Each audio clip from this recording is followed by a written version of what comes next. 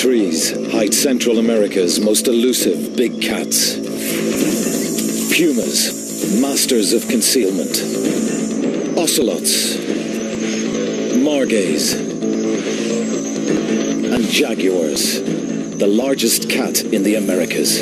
Very exciting. If we're lucky, we'll get something absolutely brilliant. Now we're on a quest. Terrified. We will penetrate the darkness to film Costa Rica's phantom cats. Look at that, amazing shot.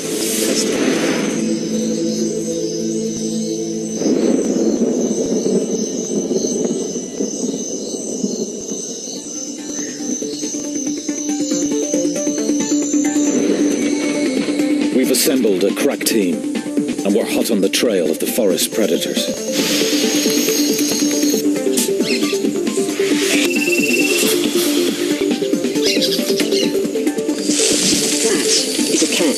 That's really good news. This is a brand new camera, it's never even been used before. Why is it scary? No, I'm sure it's fine. You've still got it. There's something quite big walking around underneath the tower. I'm just trying to see what it is. Has a mind of its own a lot of the time.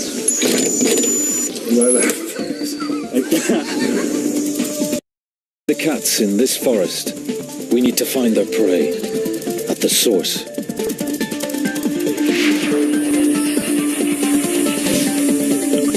In the hottest months, drying riverbeds lead animals straight to shrinking waterholes.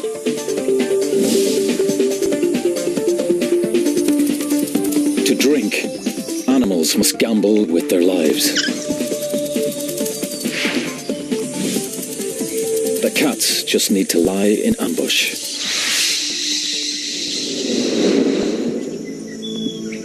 These hidden pools are a perfect place to meet cats. After dark, most active.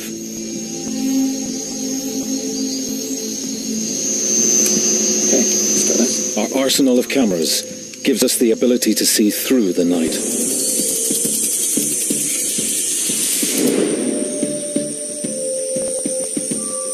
The Starlight camera takes available light from stars or moon and magnifies it, allowing us a cat's eye view of the forest.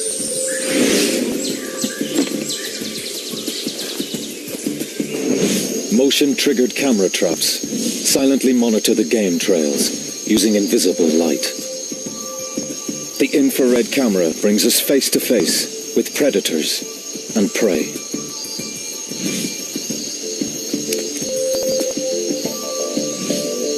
Warm-blooded mammals can't hide from our thermal camera.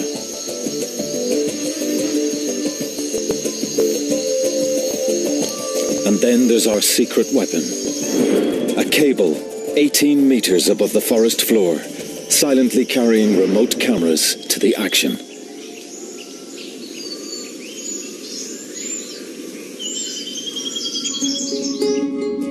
All of this unique technology has just arrived in Costa Rica's Santa Rosa National Park. The aim? To film one waterhole with cable cameras and remote cameras, as well as camera traps spread further afield. The location is perfect. A drying riverbed that attracts prey and camera-shy predators from a wide area.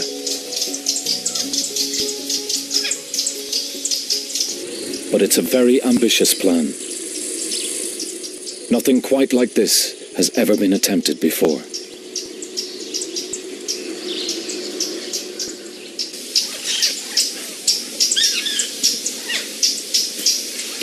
"50 years ago, most of this land was pasture, and ranchers shot cats on sight. Now, Santa Rosa and the surrounding area is one of the most important natural refuges in Central America, and the daytime forest is full of life. But the life we're looking for is normally concealed by trees.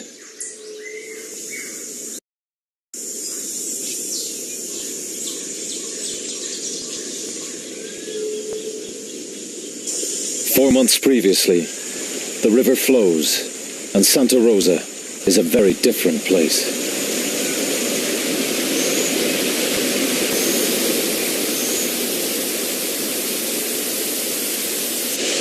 Martin Dorn and cable expert Tim Fogg are greeted by the heaviest rain in decades. The river is much higher than usual, so just getting around is a challenge.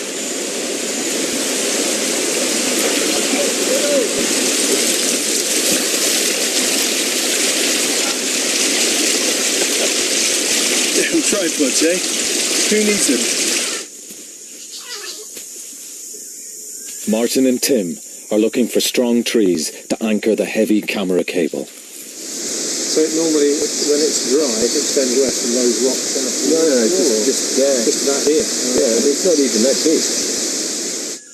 Once they locate the best pool, they head up the hill to find a clear view. They soon realize there's no tree strong enough to support a cable, so they'll have to build a steel platform to take the weight. I mean, let's just establish that it's possible. That's what I mean. Yeah. Or what, because we might say, well, the only way to do this is we have to have 20-metre scaffold. At the other end. Yeah. Yeah. Which would be a bad thing. That would be a very bad thing. Yeah. Yes. Yeah, lots is possible. Always the question is how much time and effort. Getting a cable across this valley is one of the toughest challenges Tim's ever faced. Do you think there's some chance we're not going to be able to do this? There is a distinct possibility, Martin, and there always has been. Oh.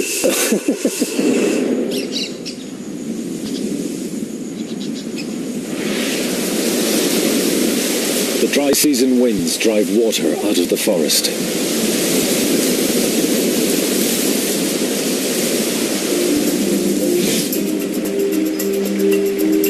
The river shrinks again until only pools are left.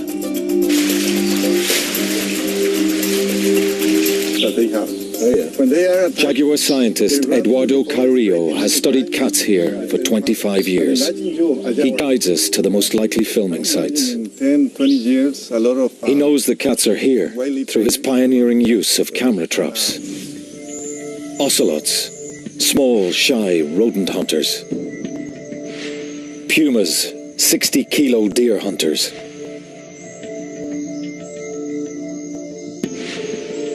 And jaguars, the biggest cat in the Western Hemisphere, yet one of the hardest to see. Is that this waterfall here? The team are ready. Martin begins their hunt, scouting for any signs of cat activity. We had a remote camera here for a couple of days, and we did see an ocelot. For me, well, let's...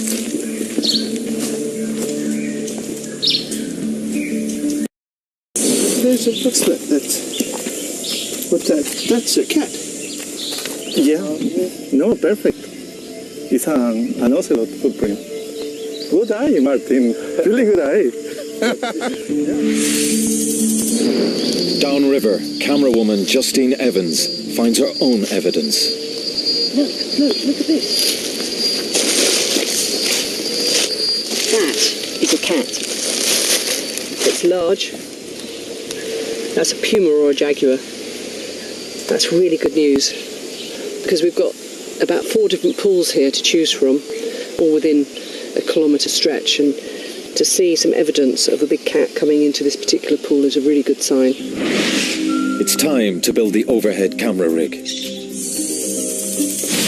Everything needs to be carried in by hand.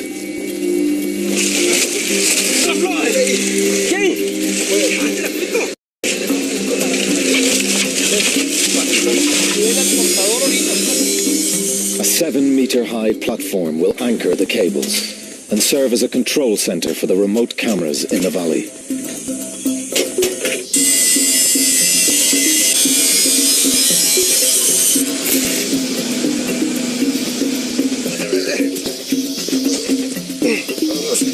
The steel cables arrive. Carrying these 150-kilo weights to the site is just the beginning.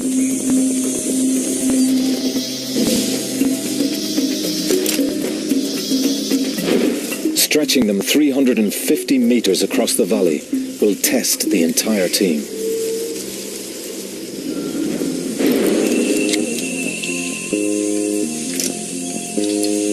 One, two, three. crossbows shoot thin line over the trees, but only 100 meters at a time. Yeah, I can see it. I just paused up again. This is just getting worse and worse, really. Then we must untangle the line before firing the next length. 3, fire! It's a major challenge, and everyone's feeling under increasing pressure. We sure we want this? Why is it scary? I know, I'm sure it's fine. You've still got it. It's still going back to the tree. Nothing scary about it. My confidence has gone since I couldn't open the box. Yeah, I'm chuffed with that bit. Yeah, I am. I get chuffed with each bit. But as I say, then you go, oh God, the next bit. Because the next one, the cables are getting heavier and heavier. The pulley systems are getting bigger and bigger. We're into big winches and things now. So. A week later, we finally get the line across the valley and into position. Now the team needs a volunteer to zip line down the cable and clear away branches. Jim Spickler has a head for heights. Pretty exciting. Continuing on, I got about 100 meters completed. Got about 200 more.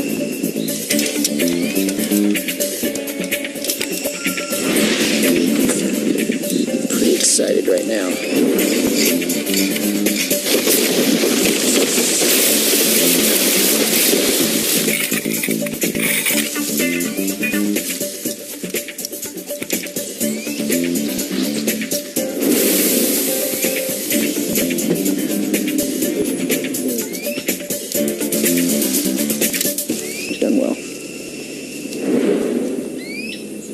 The cable is ready for action.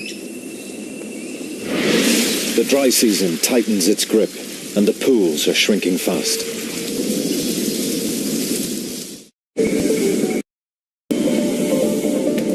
It's time to break out our special filming equipment.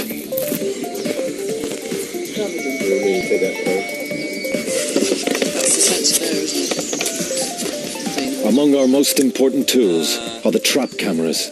They detect movement and record automatically. We want to set them in the forest as soon as possible.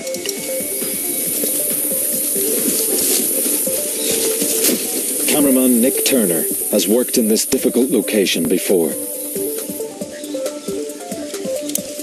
He has some good ideas for places to set camera traps.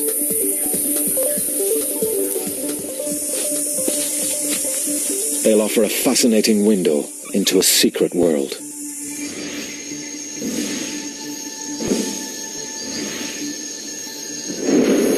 We'll also need to rig remote control cameras to track and film our targets from the tower.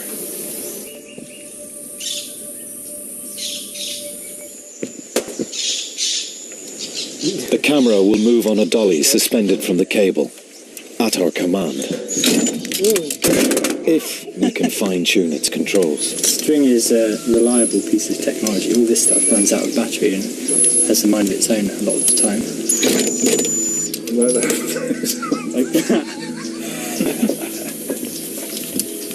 There's an island.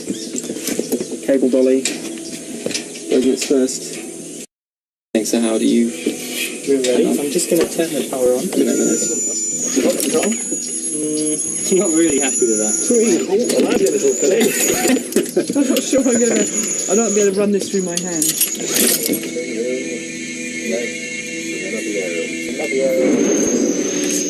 With the gremlins almost under control, we can start looking for cats on the move.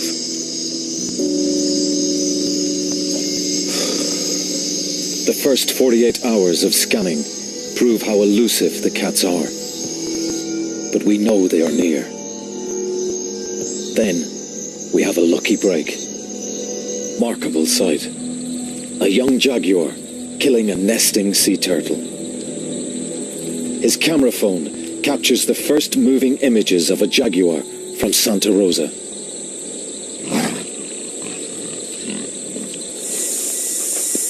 The next morning, Justine visits Luis to gather clues about the jaguar's movements. Hi, Luis. Hi, nice to meet you, Justine. Luis thinks the jaguars travel between hills inland and the beach. And one of the best routes is along our riverbed. Oh, great. Turtles come ashore to lay their eggs under cover of darkness. And sometimes, a jaguar is waiting. It uses powerful jaws to puncture the turtle's skull, killing it quickly. Louise takes Justine to the area. If the jaguar returns, a trap cam will be waiting. Once the lid's closed, we can leave it running for 2 months. Back at the tower, news is good. Got your camera running? Yes. The dolly's working well now, and there's no wind. At least we've got a camera in position, so if anything does happen, we can see it. As darkness falls, the night shift prepares for another mission, making sure everything is safe and secure. Okay, let's go with that. We need to level the head as well.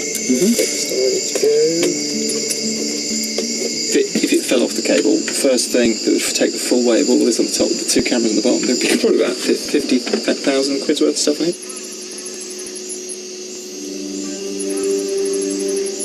A clear, still night welcomes the camera out.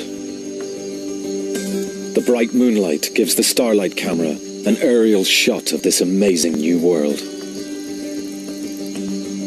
When we add our thermal camera to pick out warm mammal bodies, the forest turns transparent. I mean, I've not seen anything like this. It's really cool.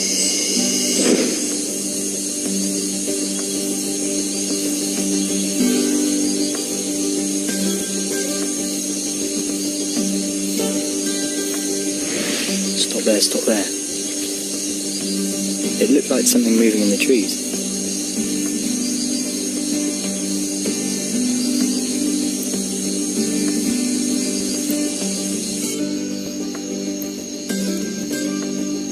Exposed rocks retain the sun's warmth, outlining the course of the dry river. There's definitely something down in the riverbed. Slow down, stop.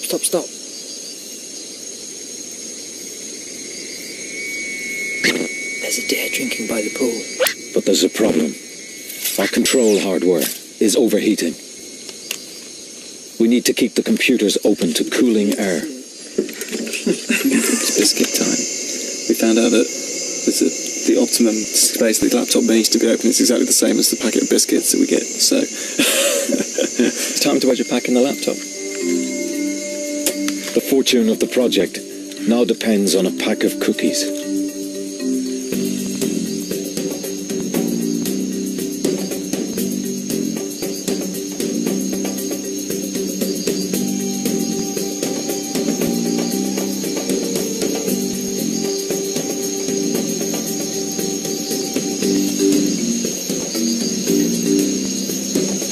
Even see, a thermal image. I'm quite impressed. First time I've seen something like this. It's really good.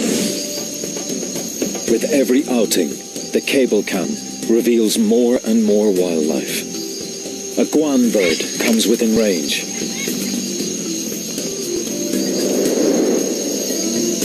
We capture an elusive tree porcupine creeping through the branches.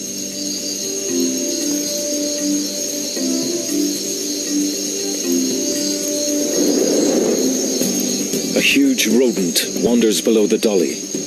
It's a paca, a very rare creature in Santa Rosa.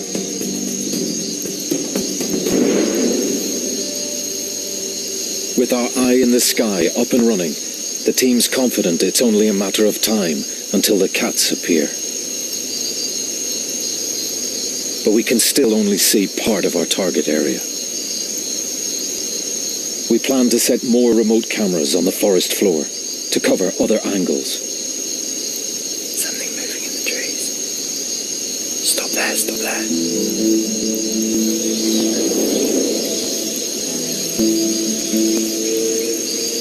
As moonlight gives way to sunlight, the daily roasting of the forest continues.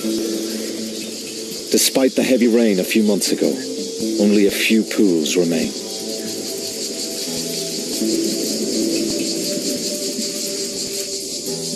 It's now 40 degrees in the shade, and the monkeys are feeling the heat.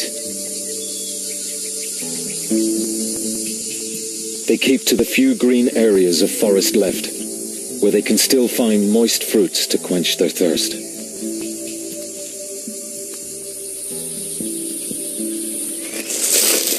Down on the forest floor, the dry leaves are now as crisp as potato chips. The cats are more likely to use our riverbed for silent stealth. It's the perfect time, but there are problems with the remote cameras. He said, I realised it was going to be, this heat was going to knock out the cameras like it did actually.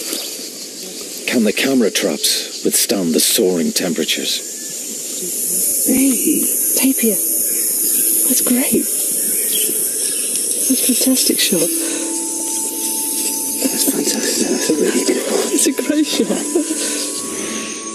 Weighing in at over 300 kilos, Baird's tapir is the largest land animal below the United States. These distant relatives of the rhino use the same paths daily to water, but they are hardly ever seen.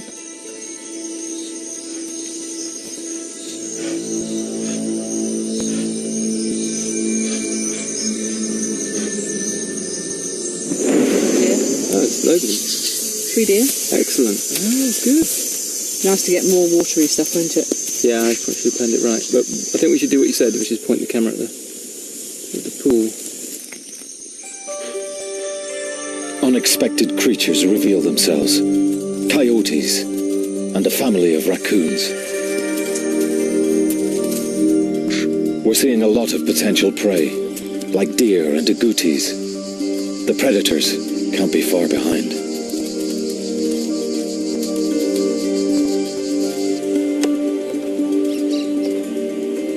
Oh my god! It's a puma! It's like there's no doubting that shot. There it is. It's our first cat. The most widespread cat in all the Americas. The puma. Its 60-kilo weight can bring down almost any animal it wants. Eduardo's studies show that it's mostly after deer.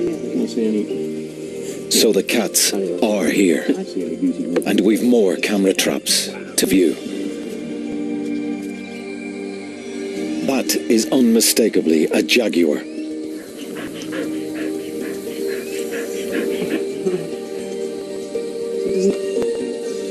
Another incredible image, up close and very personal. Jaguars roam great distances, but they tend to remain in one area for a week or so. Which means there's a good chance we'll see this cat again. Now that is a cat. That is a proper cat. Howard put this one in. Later that night, we mount the starlight and thermal cameras on the cable.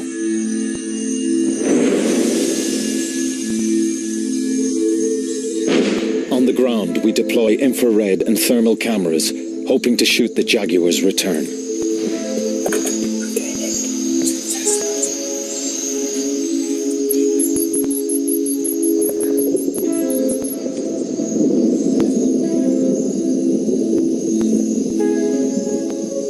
Within minutes, the thermal camera locks onto a moving heat source. Stop there, stop there. I think it's a deer. That's a deer. What's the he's eating? Moving there.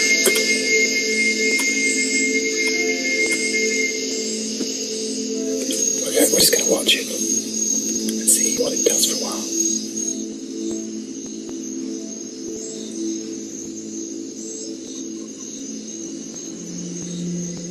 The deer looks like it's coming for a drink. The perfect moment to attract a predator.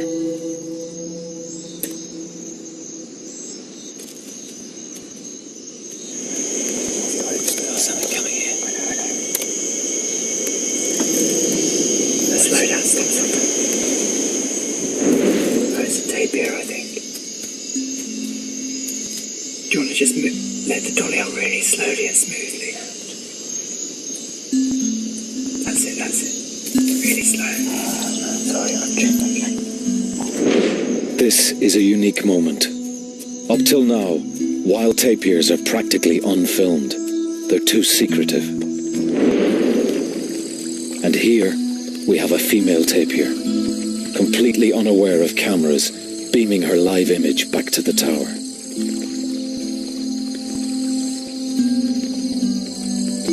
It's a fantastic chance for the crew to observe new behaviour. We've seen a tapir walk down and start bathing, which is awesome. I wasn't expecting it at all. In these dry conditions, tapirs need water daily and use regular bathing spots.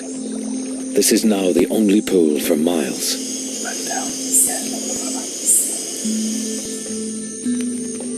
Soon, a second tapir appears. A male. The two seem cautious.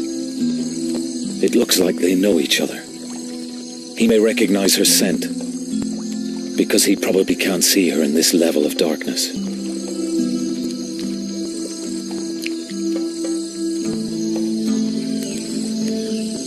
Our infrared and thermal cameras give us an intimate view of one of Costa Rica's most mysterious creatures. Their gentleness hides a different nature. Hunters say that a threatened tapir is very dangerous to humans and cats alike. Even a big cat might think twice before ambushing this peaceful scene.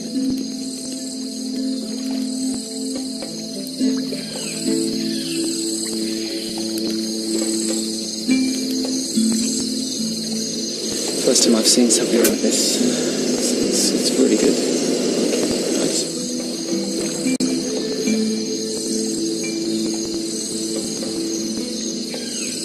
You see that? It's just taking off and landing on the tapir. It's some sort of bat.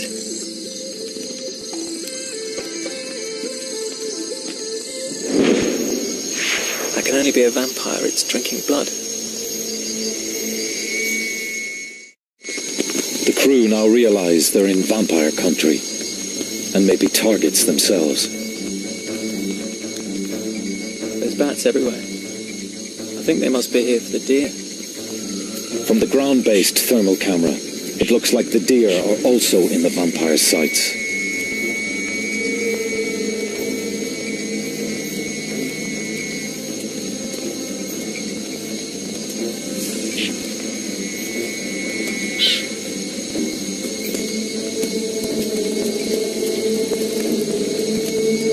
Once they've landed, the bats use their own heat-detecting sensors to home in on their warm-blooded meals.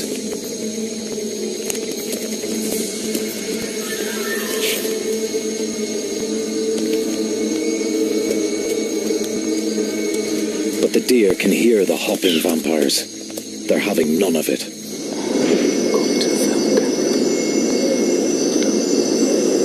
On the remote camera, Nick notices a mysterious shape glowing in the bushes.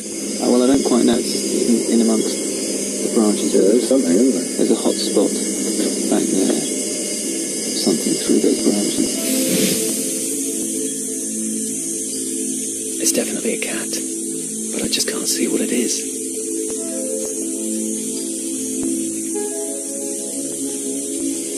Try to work out what's that.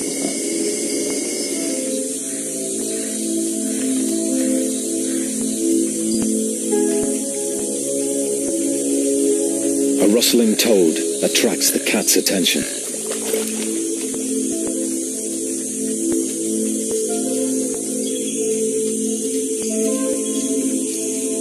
I think it's just checking out the pool. As it leaves the pool, a trap cam picks it up and reveals a new species of cat for the team. It's a male ocelot patrolling his territory. They prey on rodents, even monkeys, but stay well hidden when the big cats are around. It's a fantastic sighting for the crew. Another mystery cat of Santa Rosa. So it looks like we've got a cat. We're on a high. Then, disaster strikes.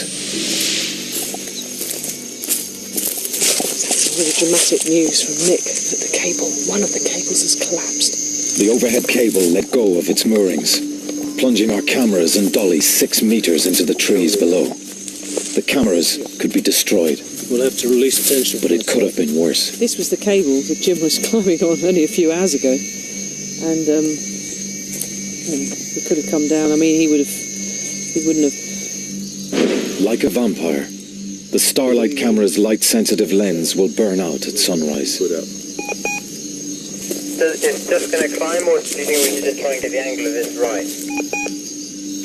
I'm going to pull it back and just try and re-engage it by rolling it down the hill.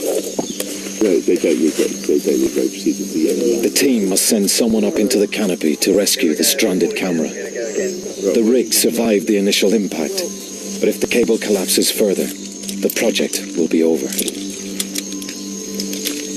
think after this, take the camera off and lower it down. The dolly is stuck. If knots come apart. As night turns to dawn, the crew face one of their greatest challenges. Could you just gently pull just put tension on it, just gently pull it. We just want to see what happens now. Down towards the end. Yeah, it's never going to get to the end of the friction. To get the dolly down, we'll have to dismantle it in mid-air, a piece at a time. You need more tension, more slack up there. Try and get to the end of the switch. So that's entirely unfair. It's subjective.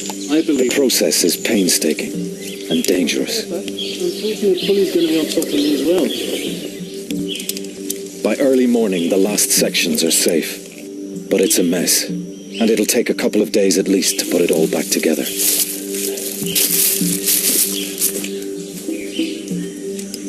It's a huge blow to the team. Time is short. The approaching rainy season will soon put an end to filming.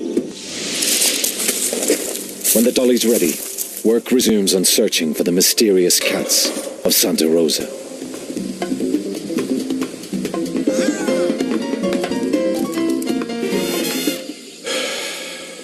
this is tremendous fun.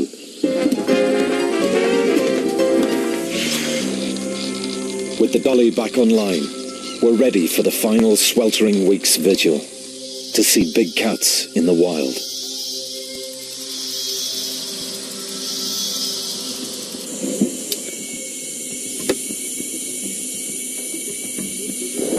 Turn it clockwise.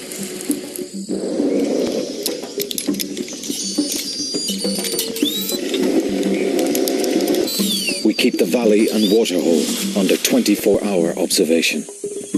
But in the searing daytime heat, the cats are keeping a low profile. Oh, there's a heron. It's back.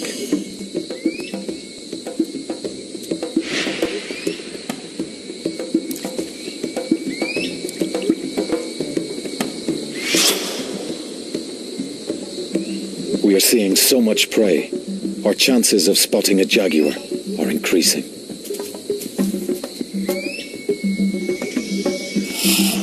The trees have now lost most of their leaves, giving us a clear view along the riverbed. Taking one off.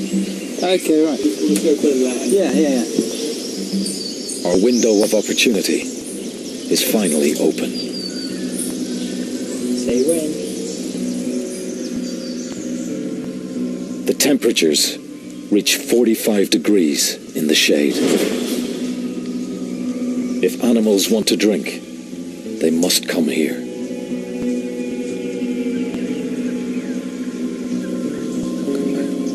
Nick's trained eye spots some movement.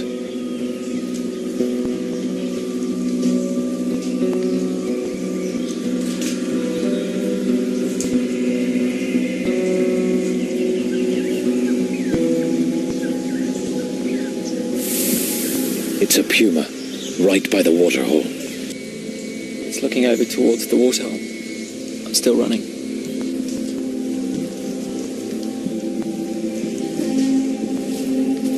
She's up. Keep it steady, Howard. A mother and fawn are drinking just 200 meters from the puma.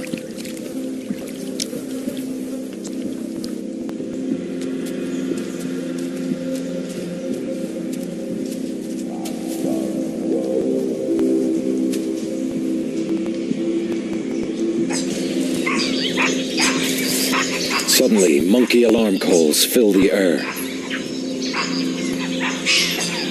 The mother deer isn't taking any chances and leads her fawn to cover.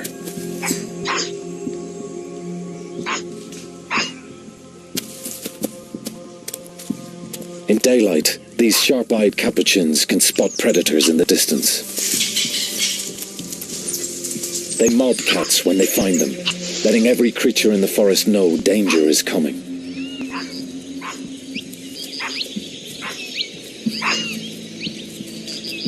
These alarm calls are one good reason why cats prefer the night.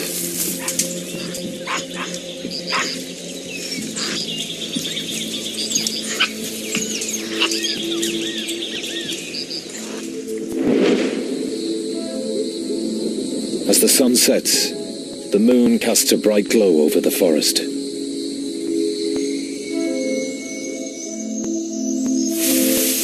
Up in the tower, the crew prepare the starlight camera. In such bright moonlight, conditions are perfect for spying on the riverbed.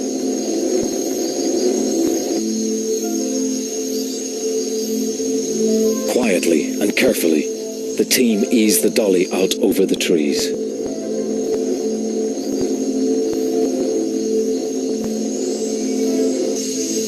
That's about 200 meters. Could be imagining it.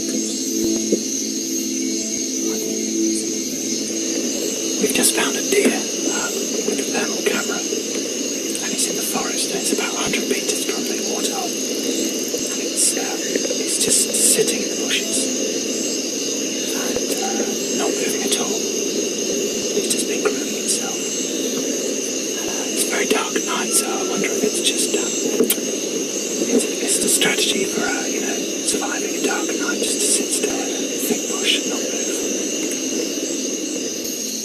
Creeping through the forest, this deer could be taking a chance.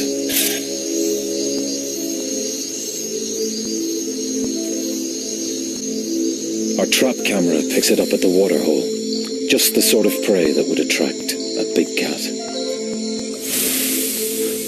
The thermal spots a nervous tapir on the edge of the pool. The team reposition the overhead camera.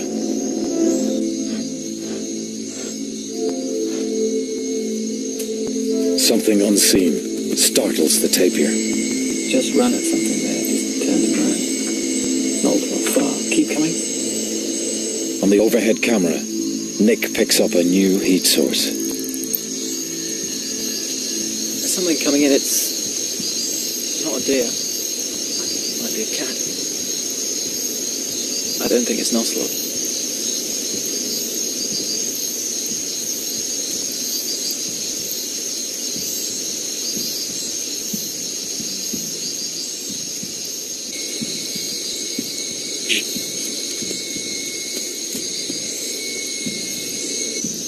It's a puma, and it's on the prowl. Yeah. Deer alarms sound in the distance. The deer listen intently.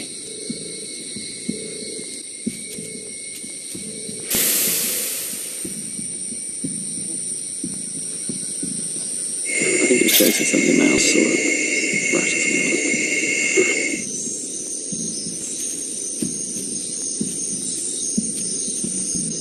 It looks like it's stalking down the riverbed.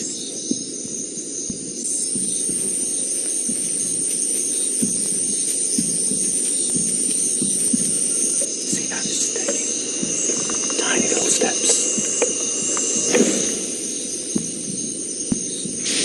It's getting closer.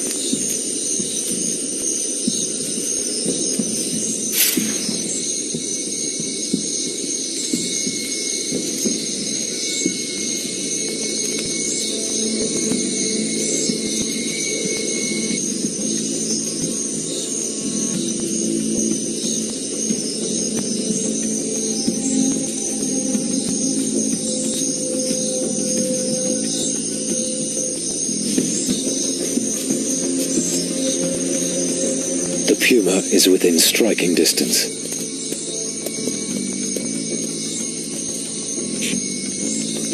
The deer freeze. If they bolt now, the cat will be on them in seconds.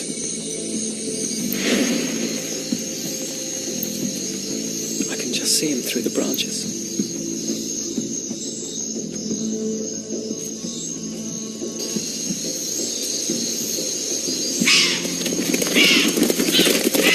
But the moonlight gives the cat away.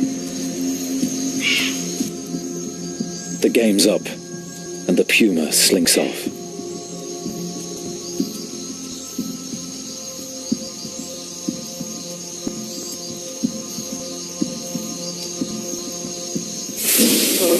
Just went on and on, didn't it? Went right under the cable. I know. Better go and save it now. Back it up. Back it up. Right, it's back. I think that's cause to celebrate. It is, yeah. It is. Too much of a beer. The 6 a.m. beer. Yeah. Excellent. God, thank God for that. I thought that had gone. Going home. In the excitement and stress of the cable and water hole, the trap cams have been neglected. It was on this beach a jaguar was seen killing a turtle a few weeks ago.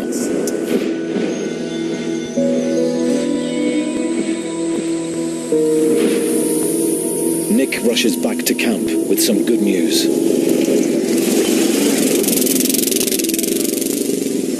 First one I looked at was the jaguar. Fantastic. I think it's just going to come out there and wander around, isn't it? It's quite happy to... It's obviously the resident jaguar, you know. What, male or female? The trap cams have recorded more jaguars. That's it, we got a jaguar. It's a jaguar there, yeah. I'm not going to high-five you because I said... No, that is absolutely awesome. Yeah, it's good. Martin calls in jaguar expert Eduardo to share our success.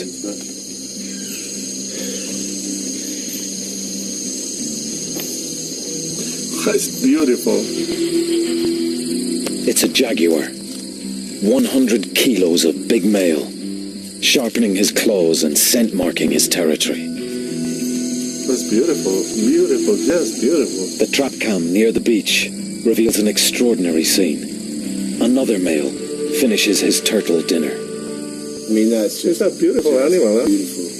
So you reckon that's what sort of age is that cat, do you think? I think it's let me see, it's an adult. Yeah.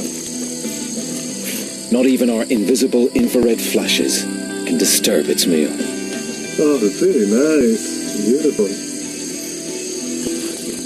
She's beautiful, huh? She's very in perfect condition. Yeah. This is an incredible result. Images of jaguars in the wild are extremely rare. Our night vision technology has led us into the mysterious world of these forest cats and revealed them as never before.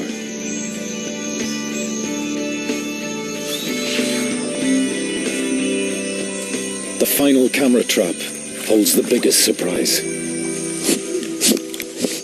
The ultimate jaguar ambush.